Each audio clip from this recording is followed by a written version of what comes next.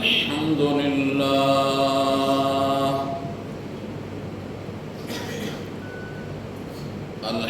لله وكفى والصلاة والسلام على سيد الرسل وخاتم الأنبياء وعلى آله وصحبه وبارك وسلم، خصوصا على خلفائه الراشدين المهديين إلى يوم القيامة. أما بعد فأعوذ بالله من الشيطان الرجيم. بسم الله الرحمن الرحيم.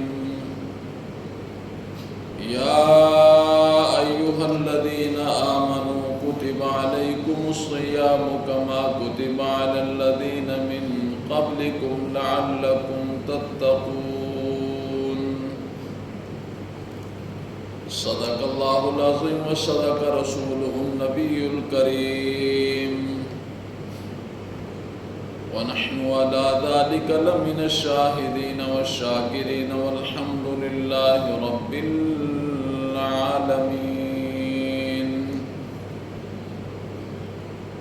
اللهم صل على محمد وعلى آل محمد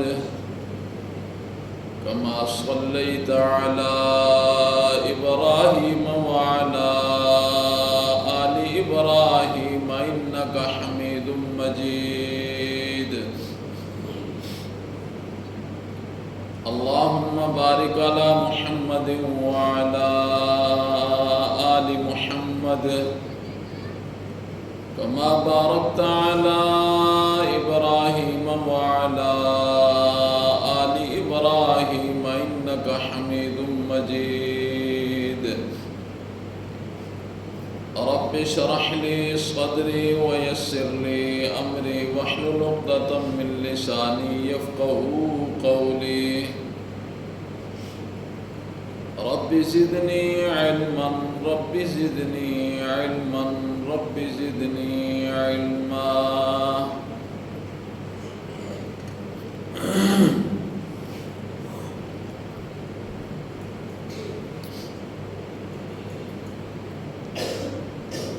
جس چیز کی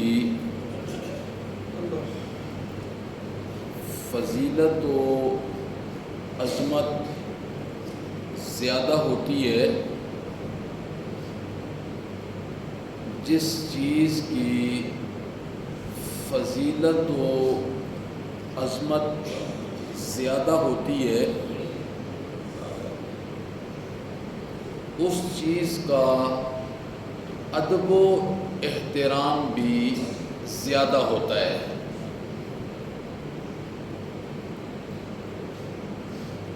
اور اس چیز کی بے ادبی اور بد احترامی وہ بہت بڑے گناہ کا سبب اور اللہ رب العزت کی ناراضگی کا سبب ہوتا ہے. اس چیز کو ذہن میں رکھنا ہے. اگر اللہ رب العزت نے بیت اللہ میں ایک نماز پڑھنے کا ثواب 1,00,000 نماز کے برابر رکھا ہے تو وہ کس وجہ سے رکھا ہے؟ وہ اس وجہ سے رکھا ہے کہ بیت اللہ کی عظمت بہت اونچی ہے، اس کی فضیلت اللہ نے بہت رکھی ہے. اب دونوں طرف دیکھنا ہے.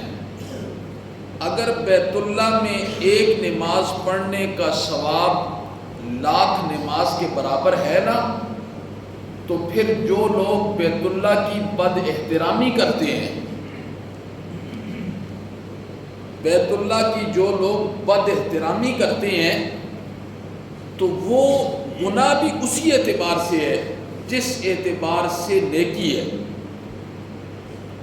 گناہ بھی اسی اعتبار سے ہوگا۔ آپ مسجد کے باہر کھڑے ہیں، گپ لگانی، انسان گپ لگا لیتا ہے، کوئی گناہ نہیں ہے۔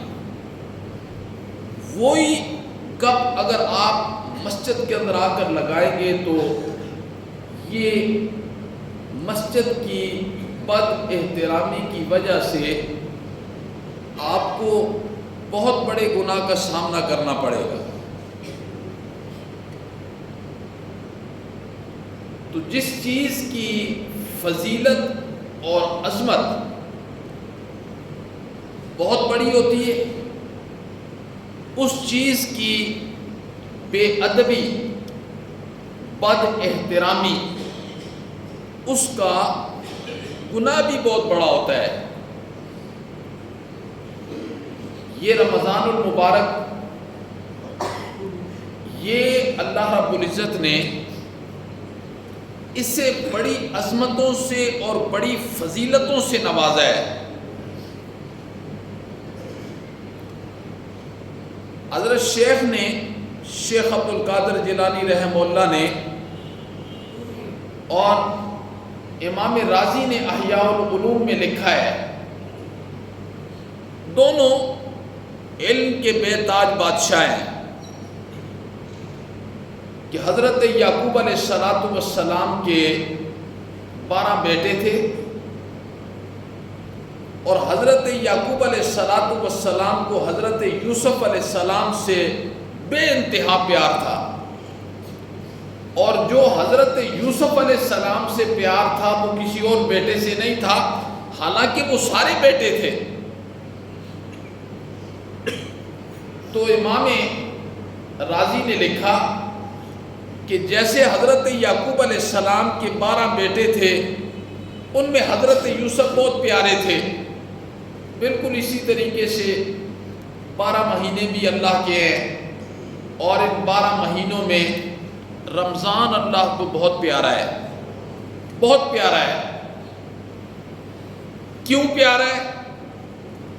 اس لیے کہ رمضان المبارک میں اللہ رب العزت کی رحمتوں کا جو نزول ہوتا ہے وہ غیر رمضان میں نہیں ہوتا، اور پھر اللہ رب العزت رمضان المبارک کے اندر اعمال کے ثواب کو اتنا بڑھا دیتے ہیں کہ رمضان کے علاوہ دوسرے مہینوں کے اندر وہ ثواب اور درجہ اللہ کی طرف سے نہیں ملتا۔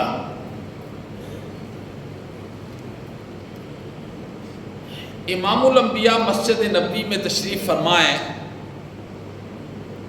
حضرت علی رضی اللہ تعالیٰ عنہ، اب آپ نے اس چیز کو ذہن کے اندر رکھنا ہے کہ رمضان کی فضیلت کتنی ہے اور اس کا مقام کتنا ہے، اور اس کی بد احترامی اللہ رب العزت کو کتنی مبغوض ہے، اور اس بد احترامی پر جو اللہ نے سزائیں تیار کر رکھی ہیں نا، ذرا انہیں بھی ذہن میں رکھنا ہے جو لوگ رمضان المبارک کی بد احترامی کرتے ہیں۔ امام الانبیاء مسجد نبوی میں تشریف فرمائیں، حضرت علی رضی اللہ تعالیٰ عنہ ایک کونے میں بیٹھے عبادت کر رہے ہیں، ذکر کر رہے ہیں۔ اچانک حضرت علی فرماتے ہیں کہ ایک نوجوان آیا، بہت خوبصورت تھا، سیاہ رنگ کی اس کی داڑھی ہے، سفید لباس ہے، اور چمکتا ہوا پر نور چہرہ ہے۔ حضرت علی فرماتے ہیں کہ اتنا صاف ستھرا تھا کہ اس کے اوپر سفر کے آثار بھی نہیں ہیں، اور میں پہچانتا بھی نہیں ہوں کہ مدینے کا رہنے والا تو ہے نہیں ہے۔ حضرت علی فرماتے ہیں کہ وہ نبی پاک صلی اللہ علیہ وسلم کے قریب ہوا، اور قریب ہوا، اتنا قریب ہوا کہ کان میں کوئی بات کرنے لگا، کان میں کوئی بات کرنے لگا۔ تھوڑی دیر کے بعد حضرت علی فرماتے ہیں میں نے دیکھا کہ وہ نوجوان چلا گیا، امام الانبیاء نے مجھے کہا کہ علی ادھر آؤ، میں چلا گیا، کہنے لگے جانتے ہو یہ کون ہے؟ میں نے کہا میں تو نہیں جانتا، اللہ اور اس کا رسول ہی جانے۔ آپ نے فرمایا یہ جبرائیل تھا، یہ جبرائیل تھا۔ حضرت علی نے فرمایا اللہ کے پیغمبر آتے ہی رہتے، آپ کے پاس کوئی نئی بات تو ہے نہیں ہے، ہزاروں مرتبہ تو یہ آ گیا آپ کے پاس۔ آپ نے فرمایا علی آج نئی بات ہے۔ آج کیا ہے؟ آج نئی بات ہے۔ حضرت علی نے فرمایا اللہ کے پیغمبر کیا نئی بات ہے؟ فرمایا تو نے دیکھا تھا کہ اس نے میرے کان میں کوئی باتیں کی ہیں؟ میں نے کہا اللہ کے پیغمبر دیکھا تھا۔ فرمایا علی پتہ ہے وہ جبرائیل نے میرے کان میں کیا بات کی ہے؟ میں نے کہا نہیں۔ امام الانبیاء نے فرمایا جبرائیل میرے پاس آیا، اس نے مجھے کہا اللہ نے مجھے علی کے لیے سلام دے کر بھیجا ہے۔ کیا دے کر بھیجا ہے؟ سلام دے کر بھیجا ہے۔ تو امام الانبیاء کہتے ہیں علی کہ اللہ کا سلام قبول کرو۔ تو حضرت علی نے فرمایا علیک وعلیکم السلام، اللہ کے پیغمبر آپ پر بھی سلام ہو، جبرائیل پر بھی سلام ہو۔ وہ تو خود ہی سلام ہے، وہ تو خود ہی سلام ہے۔ پھر امام الانبیاء نے فرمایا علی یہ بتائیں کہ ایام 20 کے روزے رکھتے ہو؟ ایام 20 ہر مہینے کے چاند کی تاریخ کے اعتبار سے 13، 14، 15 کا روزہ۔ فرمایا اللہ کے پیغمبر رکھتا ہوں۔ امام الانبیاء نے فرمایا جبرائیل ایام 20 کے روزوں کا اجر مجھے بتانے کے لیے آئے تھے، ایام 20 کے روزوں کا اجر مجھے بتانے کے لیے آئے تھے کہ علی کو بتا دیں کہ اجر یہ ہے۔ پھر کیا اجر ہے؟ امام الانبیاء سے سوال کیا حضرت علی نے اللہ کے پیغمبر کیا اجر ہے؟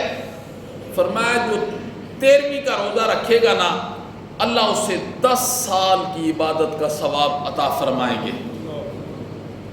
جو 13ویں کا روزہ رکھے گا اللہ اسے 10 سال کی عبادت کا اجر نصیب فرمائیں گے، اور جو 14ویں کا روزہ رکھے گا نا اللہ اسے 50 سال کی عبادت کا اجر نصیب فرمائیں گے، اور جو 15ویں کا روزہ رکھے گا اللہ اسے 100 سال کی عبادت کا اجر نصیب فرمائیں گے۔ یہ ایام 20 کے روزوں کے متعلق یہ میں نے صرف آپ کو یہ بات اس لیے سنائی ہے کہ آپ کو اس سے اندازہ ہو جائے کہ رمضان المبارک کے روزوں کی عظمت، فضیلت، مقام یہ اللہ کے ہاں کتنا ہے، کتنا مقام ہے۔ آپ نے فرمایا علی 13، 14، 15، 13ویں کا روزہ رکھو تو 10 سال، 14ویں کا روزہ رکھو تو 50 سال، اور 15ویں کا روزہ رکھو تو اللہ 100 سال کا اجر نصیب فرمائیں گے۔ اللہ اکبر۔ حضرت علی رضی اللہ تعالیٰ عنہ نے سوال کیا اللہ کے پیغمبر یہ اجر میرے لیے خاص ہے یا آپ کے ہر امتی کو اللہ عطا فرمائیں گے؟ امام الانبیاء نے فرمایا علی قیامت کی صبح تک میرے جس امتی نے تیری پیروی میں یہ 3 روزے رکھے اللہ اس کو اتنا ہی ثواب نصیب فرمائیں گے، اللہ اس کو اتنا ہی ثواب نصیب فرمائیں گے۔ اور پھر حضرت علی نے پوچھا اللہ کے پیغمبر ایام 20 کے روزوں کا یہ مقام ہے تو رمضان المبارک کے روزے کا کیا مقام ہے، کیا مقام ہے؟ امام الانبیاء نے فرمایا علی اللہ کسی کو عمر نو عطا کر دے، اللہ کسی کو عمر نو عطا کر دے۔ حضرت نو علیہ السلام کی عمر بعض روایتوں میں 1350 سال لکھی ہے، 1350 سال، بعض روایتوں میں 1250 سال ہے۔ 12 بتانے کا مطلب کثرت سے کنایا ہے، کثرت سے کنایا۔ کیا مطلب؟ یعنی امام الانبیاء نے فرمایا کہ ایک بندے کو عمر نو عطا کر دی جائے، یعنی قیامت کی صبح تک اسے زندگی دے دی جائے، اور وہ اس زندگی کے ہر مہینے میں ایام 20 کے 3 روزے رکھتا رہے۔ فرمایا علی ان سارے روزوں کو ایک پلڑے میں رکھ دیا جائے، دوسرے پلڑے میں رمضان کا ایک روزہ رکھ دیا جائے، ایک۔ آپ نے فرمایا علی وہ پلڑا جھک جائے گا، وہ پلڑا جھک جائے گا۔ یہ ہے رمضان المبارک کے روزوں کا مقام، فضیلت، عظمت اللہ کے ہاں۔ اور ایک حدیث کے اندر آتا ہے رسول اللہ صلی اللہ علیہ وسلم، یہ ماجی اس حدیث کی راویاں ہیں کہ رسول اللہ صلی اللہ علیہ وسلم جب رمضان المبارک کا چاند نظر آ جاتا، اللہ اکبر، ماں جی فرماتی ہے کہ امام الانبیاء کا رنگ بدل جاتا تھا، رنگ بدل جاتا تھا۔ اور یہ ماں جی کہتی ہیں، اور پھر ماں جی کہتی ہیں امام الانبیاء کثرت کے ساتھ رمضان میں نماز کا اہتمام کرتے تھے، کثرت کے ساتھ۔ اور ماں جی فرماتی ہیں کہ پھر امام الانبیاء اللہ کے حضور جب دعائیں مانگتے تھے نا رمضان المبارک میں، تو گڑ گڑا کر دعائیں مانگتے تھے، گڑ گڑا کر دعائیں مانگتے تھے۔ اور ماں جی فرماتی ہیں کہ میں یہ محسوس کرتی تھی کہ عام دنوں کی بنسبت جو خوف ہوتا تھا نا نبی پاک صلی اللہ علیہ وسلم پر، وہ عام دنوں کی نسبت وہ زیادہ ہو جایا کرتا تھا۔ اللہ اکبر، یہ تبدیلی میں دیکھتی تھی۔ اور ایک حدیث کے اندر آتا ہے، حضرت کعب بن عجرہ رضی اللہ تعالیٰ عنہ سے روایت ہے، بڑی مشہور حدیث ہے۔ نبی پاک صلی اللہ علیہ وسلم منبر کی پہلی سیڑھی پر آپ نے پاؤں رکھا، دوسری سیڑھی پر رکھا، پھر تیسری سیڑھی پر رکھا، ہر سیڑھی پر آپ نے آمین کا جملہ ارشاد فرمایا۔ صحابہ نے یہ چیز پہلی مرتبہ دیکھی، پوچھا اللہ کے پیغمبر یہ کیا ہے، یہ کیا ہے؟ آپ نے فرمایا جبرائیل آئے تھے بدعا کرنے، اس کے بدعائیہ جملوں پر میں نے آمین کہی۔ اب آپ اس سے اندازہ لگا لیں کہ حضرت جبرائیل بدعا کرنے والے ہیں اور امام الانبیاء اس بدعا پر آمین کہنے والے ہیں، اس دعا کی قبولیت کے اندر کوئی شک ہوگا؟ اس میں پہلا یہ جملہ تھا کہ حضرت جبرائیل نے فرمایا کہ جس بندے نے رمضان المبارک کا مہینہ پایا اور اللہ سے اپنی مغفرت نہ کروا سکا، وہ ہلاک ہو جائے۔ امام الانبیاء نے فرمایا آمین۔ پھر دوسرا جو بدعا کی کہ جب نبی پاک صلی اللہ علیہ وسلم کا نام آئے، درود نہ پڑے تو وہ بھی ہلاک ہو جائے۔ اور جس نے ماں باپ میں سے کسی ایک کو یا دونوں کو بڑھاپے کی حالت میں پایا ہو اور وہ اپنے آپ کو جنت کا مستحق نہ بنا سکے، وہ بھی ہلاک ہو جائے۔ امام الانبیاء نے فرمایا آمین۔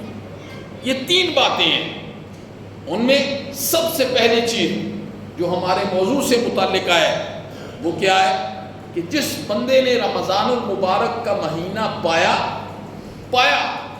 اور وہ مغفرت نہ کروا سکا اپنی، امام الانبیاء نے فرمایا وہ بھی تباہ و برباد ہو جائے، ہلاک ہو جائے۔ آپ نے فرمایا بد نصیب ہے وہ شخص، بد نصیب ہے کہ جس نے رمضان المبارک کا مہینہ پایا اور پھر اپنے اللہ سے اپنی مغفرت نہ کروا سکا، آپ نے فرمایا وہ بندہ بد نصیب ہے۔ اللہ ایسی بد نصیبی سے ہم سب کی حفاظت فرمائے، اللہ ہمیں اپنی رحمت کی چادر میں لپیٹ لے۔ ایک حدیث ہے اور بہت عجیب حدیث ہے۔ حضرت ابو ہریرہ رضی اللہ تعالیٰ عنہ اس حدیث کے راوی ہیں۔ حضرت ابو ہریرہ، آپ نے ارشاد فرمایا کہ امام الانبیاء خاتم النبیین حضرت سیدنا محمد الرسول اللہ صلی اللہ علیہ وسلم نے ارشاد فرمایا کہ میری امت، آپ نے فرمایا کہ اللہ میری امت کو اس وقت تک ذلیل نہیں کرے گا، اللہ میری امت کو اس وقت تک ذلیل نہیں کرے گا جب تک کہ وہ رمضان کے روزوں کو قائم رکھیں گے۔ آپ نے کیا فرمایا؟ اللہ میری امت کو اس وقت تک ذلیل نہیں کریں گے جب تک کہ وہ رمضان کے روزوں کو قائم رکھیں گے۔ صحابہ نے عرض کیا اللہ کے پیغمبر، رمضان کے روزوں کو قائم رکھنے کا مطلب کیا ہے؟ امام الانبیاء نے فرمایا رمضان کے روزوں کو قائم رکھنے کا مطلب یہ ہے کہ روزے کی حالت میں حرام کام کا ارتکاب وہ نہ کرے۔ روزے کی حالت میں وہ بندہ جس نے روزہ رکھا ہوا ہے، اس کی بات کر رہا ہوں، جس نے روزہ ہی نہیں رکھا، اس کا اندازہ آپ خود لگا لیں۔ جب تک میری امت رمضان کے روزوں کو قائم رکھے گی، اللہ میری امت کو ذلت سے بچائیں گے، رسوائی سے بچا دیں گے۔ لیکن جب تک میری امت رمضان کے روزوں کو قائم نہیں رکھے گی، اللہ رب العزت اسے ذلیل اور خوار کر دیں گے۔ یعنی روزے کی حالت میں حرام کام کا مرتکب ہونا، وہ حدیث ہے۔ امام الانبیاء نے ارشاد فرمایا کچھ لوگ ایسے ہیں جنہیں بھوک اور پیاس کے علاوہ اللہ کچھ بھی عطا نہیں کرتے، روزے کی حالت ہے، جھوٹ بول رہے ہیں، ناپ تول میں کمی کر رہے ہیں، اللہ حاضل قیاس جتنے گناہ ہیں۔ اور پھر امام الانبیاء نے اس حدیث میں اگلا جملہ کیا ارشاد فرمایا؟ آپ نے فرمایا جو بندہ زنا کرتا ہے، رمضان میں زنا کرتا ہے، اور جو بندہ شراب پیتا ہے، آپ نے ارشاد فرمایا 1 سال تک اللہ اور اس کے فرشتے اس بندے پر لعنت کرتے رہتے ہیں۔ 1 سال تک اللہ اور اس کے فرشتے اس بندے پر لعنت کرتے رہتے ہیں۔ اور امام الانبیاء نے ارشاد فرمایا اگر وہ دوسرا رمضان آنے سے پہلے دنیا سے چلا جاتا ہے تو اللہ کے پاس اس کی ایک نیکی بھی نہیں ہوتی ہے جس کی وجہ سے وہ اس کے لیے جنت کا فیصلہ کرے۔ اللہ اس کے لیے جہنم کا فیصلہ کرتے ہیں اور اسے جہنم کے اندر داخل کر کے چھوڑتے ہیں۔ اس لیے امام الانبیاء نے ارشاد فرمایا کہ رمضان المبارک کی عظمت بہت ہے، اس کی فضیلت بہت ہے، اس کا مقام بہت ہے۔ اگر رمضان المبارک کی فضیلت ہے اور اللہ رب العزت اتنی فضیلت ہے کہ ایک عمل کا جو درجہ ہے، ایک عمل کا درجہ وہ 70 گنا بڑھا دیتے ہیں، 70 گنا بڑھا دیتے ہیں، اور برکات اللہ کی اتنی نازل ہوتی ہیں کہ رمضان کے علاوہ اتنی برکات اور کہیں بھی نہیں ہوتی۔ اسی طریقے سے امام الانبیاء نے ارشاد فرمایا کہ جس طریقے سے نیکی کا درجہ بڑھ جاتا ہے اس طریقے سے گناہ بھی بڑھ جاتا ہے، گناہ بھی بڑھ جاتا ہے۔ اگر رمضان میں ایک نیکی 70 نیکیوں کے برابر ہے تو رمضان میں ایک گناہ بھی 70 گناہوں کے برابر ہے۔ ایک طرف اگر عظمت ہے، فضیلت ہے، تو دوسری طرف بے ادبی سے بھی بچنے کا حکم دیا ہے، بے ادبی سے بھی بچنے کا حکم دیا ہے۔ اس لیے رمضان المبارک کا احترام یہ بہت ضروری ہے۔ رمضان کی بد احترامی، اس سے ہمیں اپنے آپ کو بچانا چاہیے۔ اس کی بد احترامی کیا ہے؟ روزہ نہ رکھنا بغیر کسی عذر کے، کوئی عذر نہیں ہے، بغیر کسی عذر کے روزہ نہ رکھنا، اس نے اپنا کتنا بڑا نقصان کر دیا، کتنا بڑا نقصان کر دیا۔ فرمایا قیامت تک اللہ اسے زندگی دے دے، روزے رکھے، وہ رمضان کے ایک روزے کی برکات، اجر وہ حاصل نہیں کر سکتا، وہ حاصل نہیں کر سکتا۔ اس نے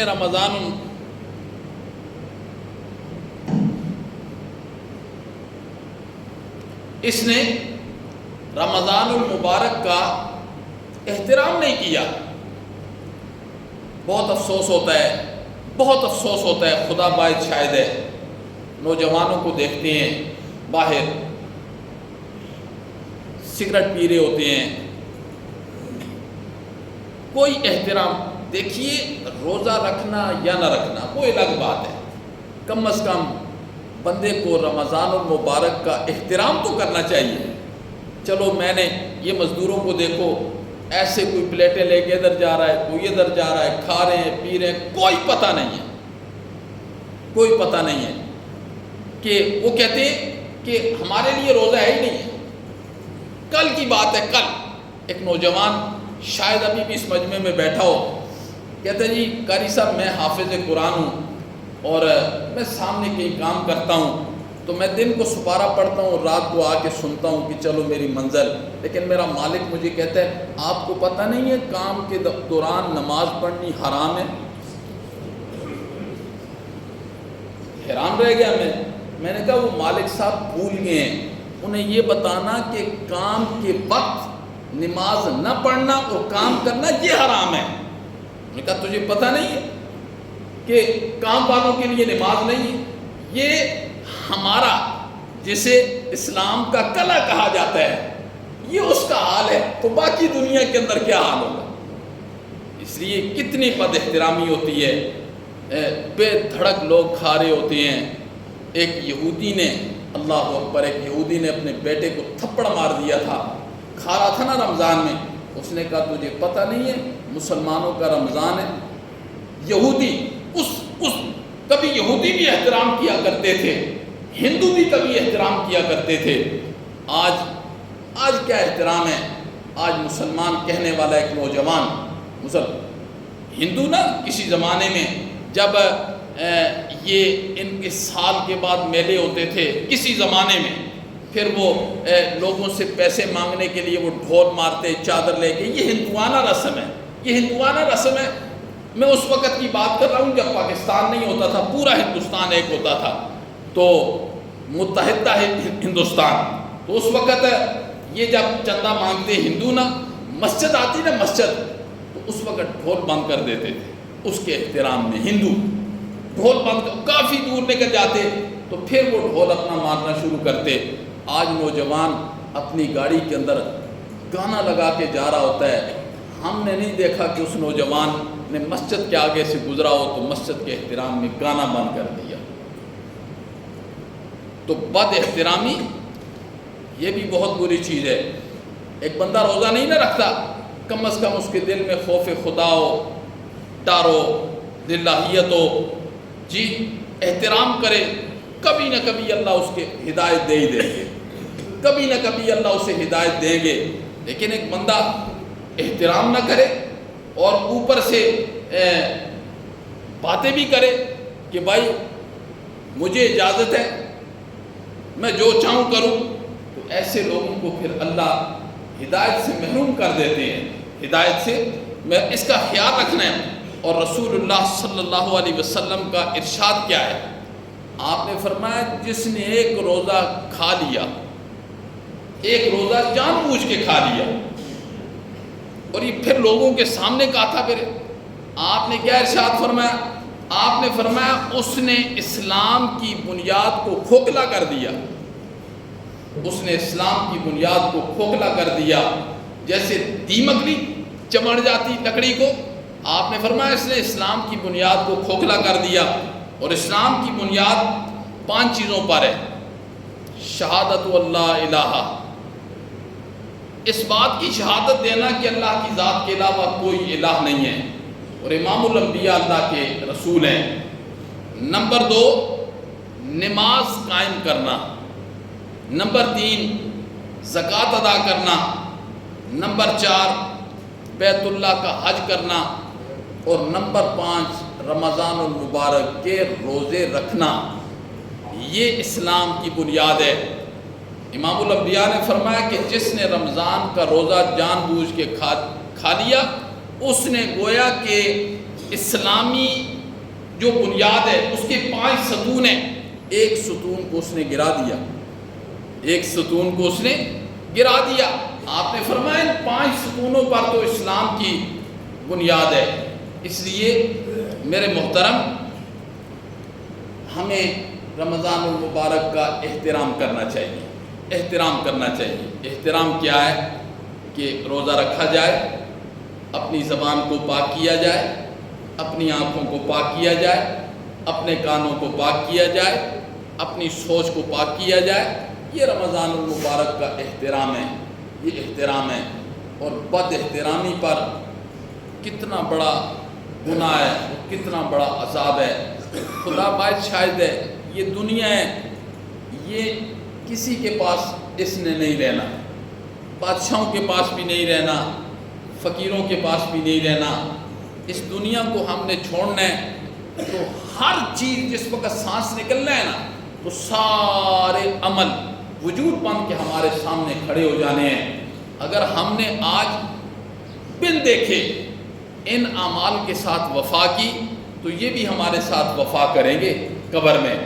اگر ہم نے ان کے ساتھ بے وفائی کی، ان کی بد احترامی کی، تو قبر میں یہ بھی ہمارے ساتھ وفا نہیں کریں گے.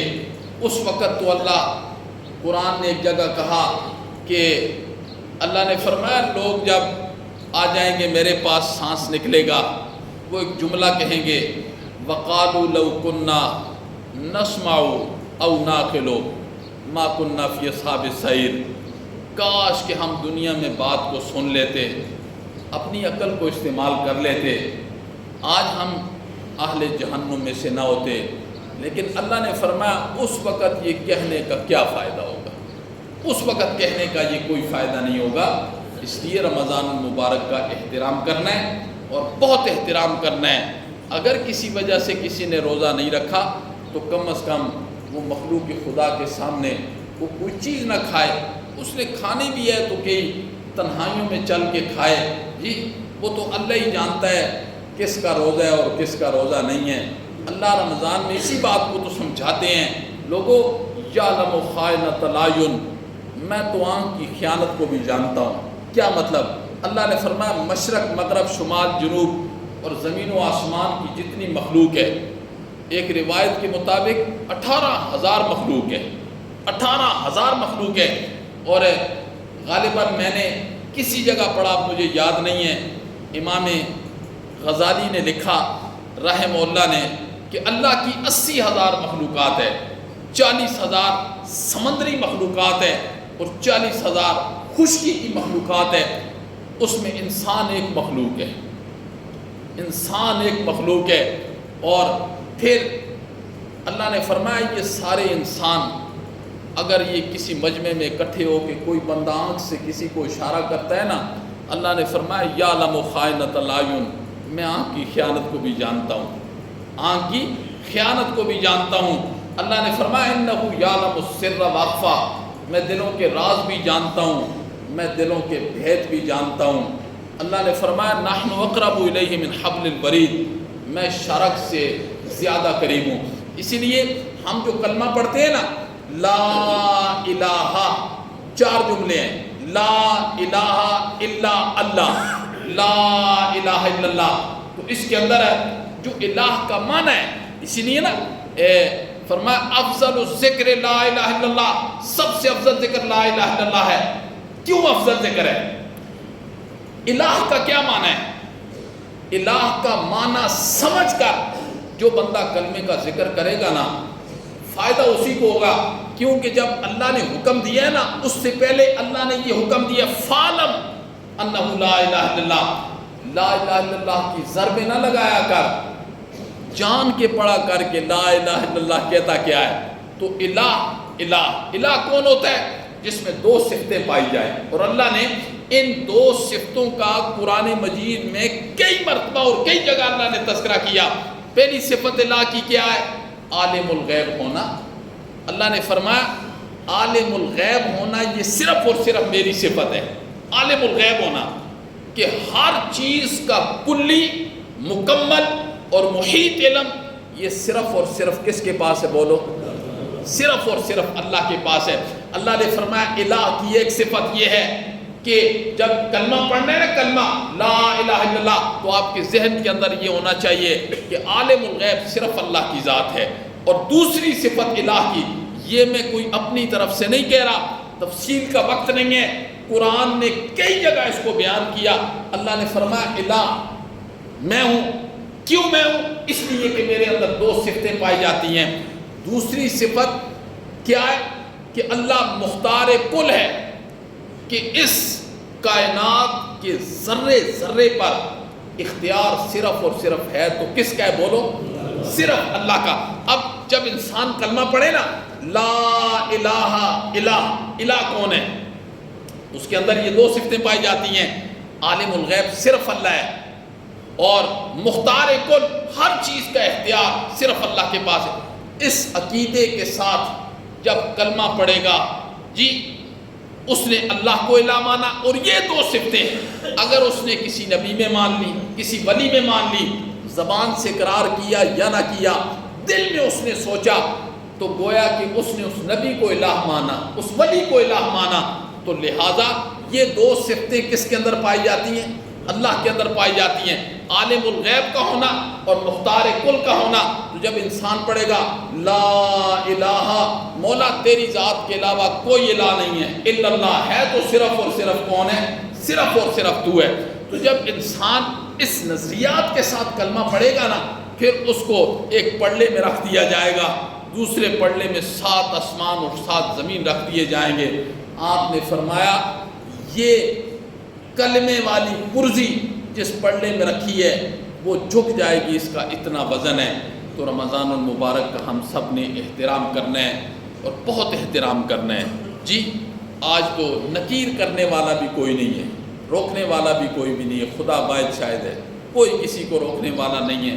پہلے ہوتا تھا بابا اپنے بیٹے کو روک لیتا تھا، ماں اپنی بیٹی کو روک لیتی تھی، آج وہ کہانیاں ختم ہو چکی ہیں۔ بس اللہ سے مانگا کریں اور دعا کیا کریں کہ مولا تو ہمیں اپنا قرب نصیب فرما دے، مولا اس رمضان کا احترام کرنے کی توفیق نصیب فرما دے۔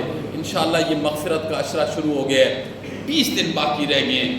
انشاءاللہ اگر ہم اس کا احترام، نہ جانے اگلے سال پتہ نہیں ہم ہوتے ہیں یا نہیں، انشاءاللہ احترام کریں گے نا، تو اللہ رب العزت نے جو اجر دینا ہے نا، اس کا علم موت کے بعد ہی ہوگا۔ اللہ عمل کی توفیق